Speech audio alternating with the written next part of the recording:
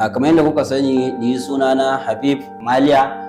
Barkanmu da kasancewa a cikin wannan shiri namu mai suna kasuwa fagen fama. Duk wanda ya sanni a fuskata a social media ya sanni akan hada-hada na harkan kasuwancin online.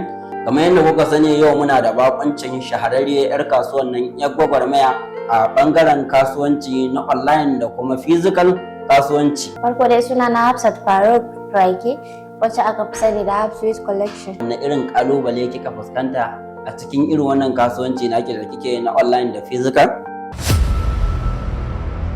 Wacce barazana kike fuskanta a yanayin wannan kasuwancin nake da kike yi? Masu so su ci gaba da sauraron wannan shirye-shirye namu mai kayatarwa za su iya zuwa su bibiyu tashar mu mai suna Gera Studio, YouTube channel, Facebook, TikTok da Instagram. Duka anan muke wallafa shirye-shiryenmu masu kayatarwa da nishadantarwa.